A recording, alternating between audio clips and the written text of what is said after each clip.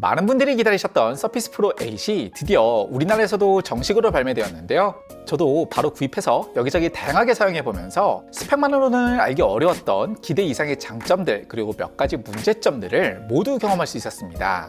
특히 M1이 탑재된 아이패드 프로 12.9인치를 함께 사용해보면서 다양한 용도에 따른 실제 활용성을 1대1로 비교해볼 수 있었는데요. 과연 어느 제품이 더 프로라는 이름에 걸맞는 모습을 보여주는지 자세하게 확인해보겠습니다. 오늘 테스트할 제품에는 인텔 11세대 i5 CPU와 8GB 메모리 그리고 256GB SSD가 탑재되어 있는데요. 굳이 2022년에 128GB 모델을 구입할 필요는 없기 때문에 사실상 가장 기본형에 가까운 구성이라고 볼 수 있겠네요. 좀 더 상위 구성으로는 최대 32GB 메모리 그리고 1TB SSD와 함께 i7 CPU를 선택할 수도 있는데요. 사실 i5 1135와 i7 1185는 완전히 동일한 CPU 코어를 사용하면서 클락 속도와 GPU 성능에서만 조금 차이가 있는 정도이기 때문에 제품의 구성이나 용도를 생각했을 때 진짜 꼭 필요한 경우가 아니라면 굳이 몇십만 원을 들여서 i7을 선택할 필요는 없어 보입니다. SSD는 나중에 쉽게 교체할 수 있지만 램은 업그레이드가 불가능한데요. 사진 편집을 좀 헤비하게 하시거나 멀티태스킹이 많으시다면 16GB 모델을 추천드리고 싶네요. 지난 몇 년 동안 거의 변화가 없었던 외관 디자인은 이번에 완전히 새롭게 바뀌었는데요. 사실 몇 년 전에 출시된 서피스 프로 X와 꽤 비슷해 보이는 디자인입니다. 마그네슘 화금을 사용했던 서피스 프로 7과는 다르게 이번에는 알루미늄으로 만들어졌는데요. 손으로 약간 힘을 줬을 때 뭔가 좀 합판이 발캉발캉하면서 살짝 불안한 느낌을 주는 아이패드 프로보다는 훨씬 단단하게 느껴집니다. 흑연 컬러도 상당히 독특한데요. 아이패드 프로의 스페이스 그레이보다는 좀 더 깊고 진하면서 또 그렇다고 완전히 블랙은 아니고 거기에 메탈릭한 질감까지 더해지다 보니까 스페이스 그레이가 좀 지겨워지기 시작한 제 입장에서는 꽤 매력적으로 보이더라고요. 서피스 프로의 상징과도 같은 킥스탠드는 거의 180도로 눕혀서 사용할 수 있기 때문에 활용성이 굉장히 좋은데요. 특히 별도의 커버나 케이스가 없으면 책상 위에서는 쓰기 어려운 아이패드 프로에 비해서 확실히 큰 장점인 것 같아요. 다만 전용 키보드 케이스를 부착했을 때 아이패드 프로는 매직 키보드가 본체를 위로 들어올려서 지탱해주는 반면에 서피스 프로는 여전히 킥스탠드가 본체를 지지해야 되다 보니까 책상 위에 올려놓을 때 제품 앞뒤로 더 넓은 공간이 필요하게 되는데요. 이게 깊이가 좀 좁은 책상을 사용하다 보면 은근히 좀 불편해지더라고요. 연결 단자도 살펴보면요. 먼저 많은 분들이 기다리셨던 썬더볼트 4 포트가 드디어 탑재되었는데요. 아이패드 프로와는 다르게 2개의 포트가 탑재되어 있어서 굳이 허브가 없어도 외장 드라이버와 디스플레이를 동시에 연결할 수 있습니다. 서피스 커넥트 포트에는 전용 도킹 스테이션을 사용할 수도 있는데요. 이제 썬더볼트를 지원하다 보니까 주로 전원 어댑터를 연결하는 용도로 사용하게 될 것 같네요. 대부분의 유저분들이 거의 함께 구입하실 시그니처 키보드는 자력을 이용해서 간단하게 부착할 수 있는데요. 슬림펜 2를 수납하면서 충전도 할 수 있는 공간이 있고 이 공간을 접어서 디스플레이 쪽으로 붙이면 디스플레이 하단 베젤을 완전히 가리면서 마치 베젤리스 같은 디자인이 완성됩니다. 사실 이런 케이스 겸용 키보드들의 타공감은 만족스러웠던 적이 거의 없었는데요. 시그니처 키보드는 의외로 키가 눌리는 깊이가 꽤 깊은 편이고 손가락으로 책상을 내려 찍는 느낌인 매직 키보드와는 다르게 어느 정도 경사도 있다 보니까 생각보다 꽤 편안하게 타이핑할 수 있었습니다. 특히 키보드 합판이 어쩔 수 없이 바닥에서 떠 있다 보니까 너무 물컹거리지 않을까 걱정스러웠는데요. 막상 써보니까 키보드 합판이 꽤 단단해서 크게 불편하진 않더라고요. 백라이트 밝기도 조절이 가능하고 매직 키보드에는 빠져있는 펑션 키가 있는 점도 마음에 들었는데요. 사실 이 정도면 꽤 괜찮은 울트라북 키보드 정도 수준은 충분히 되는 것 같아요. 터치패드도 사이즈가 그렇게 크진 않지만 유리 코팅이 되어 있는 표면 질감이 훌륭하고 무엇보다 클릭 전후로 유격이 거의 느껴지지 않아서 약간 아쉬운 크기 정도만 제외하면 상당히 마음에 들었어요.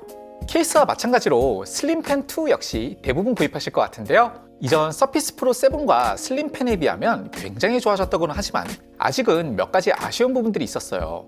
먼저 만듦새인데요. 이게 실제 펜 같은 효과를 주려는 의도인지는 모르겠는데 손잡이랑 펜촉 연결 부분이 유격이 꽤 심해서 마치 저렴한 실제 펜을 쓰는 것처럼 펜 끝이 좀 덜덜거리는 느낌이고 손잡이 상단 지우개 스위치 부분도 유격이 상당히 심해서 손으로 조작할 때의 만족감이 상당히 떨어지는 편입니다.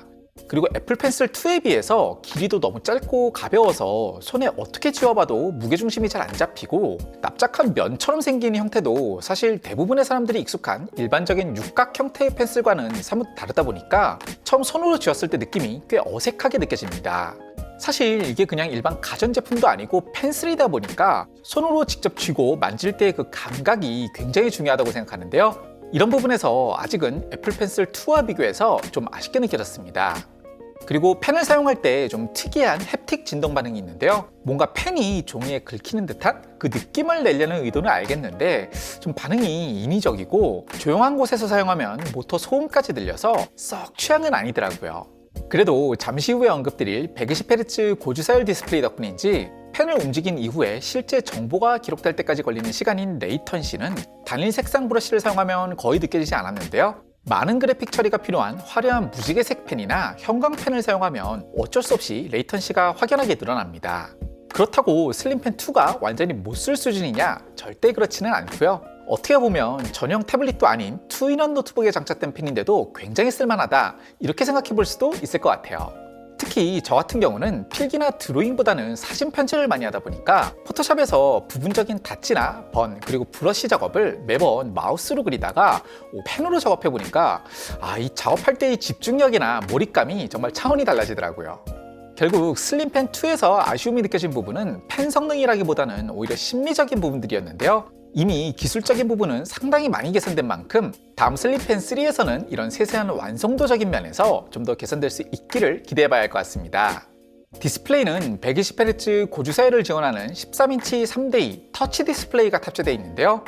3대2 디스플레이는 16:9나 16:10에 비해서 콘텐츠를 감상할 때는 살짝 손해를 보지만 대신 스크롤링이 많은 웹서핑이나 사무에서는 정말 편리하더라고요. 해상도는 2880에 1920 사양인데요. 13인치 디스플레이로는 좀 과하다 싶을 정도로 높은 해상도를 보여줍니다.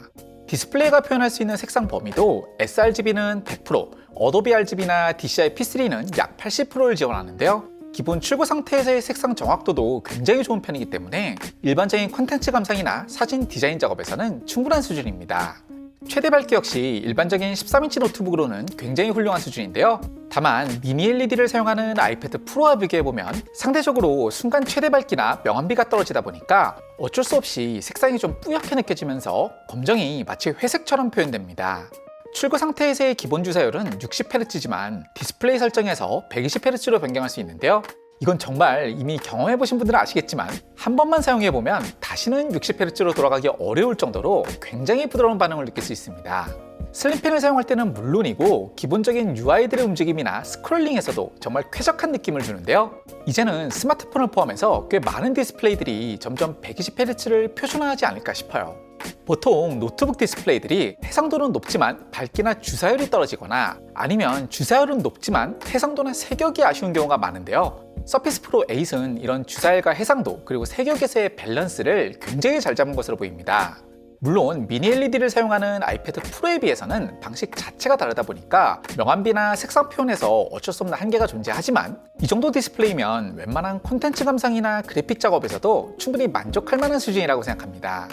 서피스 프로 8에서 가장 의외였던 부분은 스피커였는데요. 그동안 정말 많은 PC 노트북들을 리뷰하면서 이젠 뭐 기대가 없어져서 그런지 몰라도 개인적으로 테스트해본 모든 PC 스피커 중에서도 가장 소리가 마음에 드는 편이었어요. 사실 기본 출고 상태에서는 출력도 좀 약하고 좌우의 넓이감도 부족했는데요. 돌비 액세스 앱을 설치하고 돌비 애트모스를 활성화하면 최대 음량도 더 커지면서 훨씬 풍부한 사운드를 들려줬습니다. 특히 최대 음량으로 들을 때보다 중간이나 그 이하의 음량으로 들을 때 오히려 전체적인 음색 밸런스가 딱 맞게 느껴졌는데요. 무조건 최대 음량에서의 밸런스보다 유저가 실제로 가장 많이 사용하는 음량에 맞춰서 음색 밸런스를 튜닝한 것으로 보입니다. 특히 영화를 감상할 때 느껴지는 소리의 좌우 넓이가 화면보다도 더 넓게 느껴지다 보니까 몰입감이 굉장히 좋더라고요. 물론 최대 음량이나 베이스의 양감에서는 아직 아이패드 프로에는 좀 못 미치지만 이 정도면 굳이 별도로 스피커를 구입하지 않아도 일상에서 충분히 만족스럽게 사용할 수 있을 것 같아요.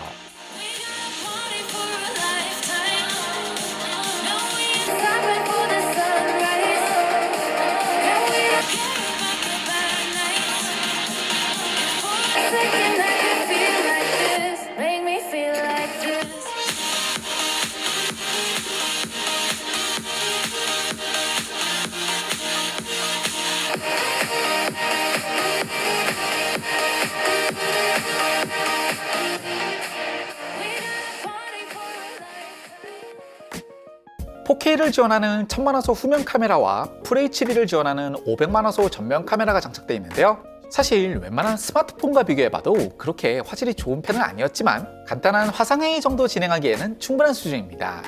다만 아이패드 프로에 탑재된 라이더 센서나 센터 스테이지 같은 기능들은 따로 없기 때문에 정말 딱 기본적인 카메라 성능 정도만 기대하시는 편이 좋을 것 같습니다. 자, 그럼 본격적으로 성능을 확인해 볼 텐데요. 먼저 CPU는 출시된 지 거의 1년 반이 다 되어가는 인텔 11세대 i5 쿼드코어 CPU가 탑재되어 있습니다. 사실 서피스 프로 8이 미국에서는 이미 작년 가을에 출시됐었고 인텔의 12세대 CPU도 예상보다 출시가 늦어지다 보니까 결국 11세대 CPU를 탑재하게 됐는데요. 게다가 이번 12세대 CPU가 성능이 상당히 많이 향상될 것으로 보이기 때문에 확실히 좀 아쉬운 감은 있지만 그래도 기대했던 것보다는 꽤 좋은 성능을 보여줬습니다. 인텔 11세대 모바일 CPU는 똑같은 CPU라도 제조사가 어떻게 전력이나 메모리 구성을 세팅하는지에 따라 완전히 다른 성능을 보여주는데요. 아무래도 구형 CPU임을 의식해서인지 태블릿 PC임에도 불구하고 예상보다 훨씬 높은 전력과 고속 메모리를 사용해서 이보다 한 단계 더 높은 i7 1165G7을 장착한 PC 노트북과 거의 비슷한 성능을 보여줬습니다. 다만 처음 출고 상태에서 배터리를 사용하면서 테스트했을 때는 좀 당황스러울 정도로 낮은 성능을 보여줬는데요. 전원 아답터와 배터리 사용 여부 그리고 전원 모드의 설정에 따라서 전혀 다른 성능을 보여줬습니다.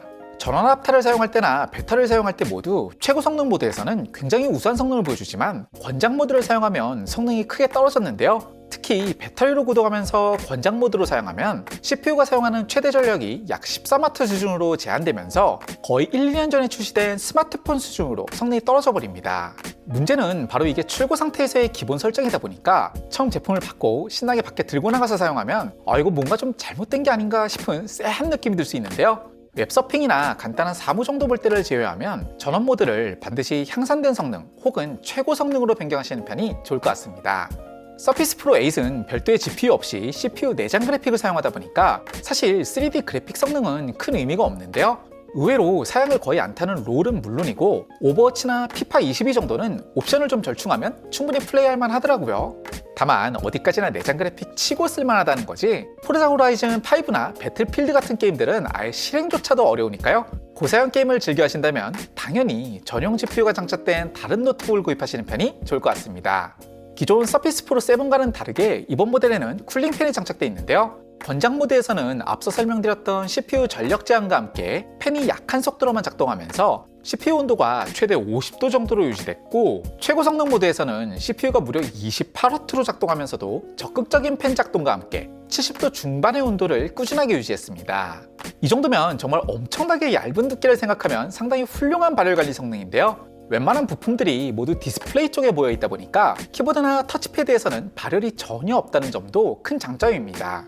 팬소음은 게이밍 노트북처럼 굉음이 날 정도는 아니었지만 최대 속도에서는 살짝 신경이 쓰일 수도 있는 수준인데요. 어차피 이 제품으로 막 헤비한 영상 편집을 하거나 3D 렌더링을 돌리지 않는다면 대부분의 사용 환경에서는 팬소음이 크게 의식될 수준은 아니었어요.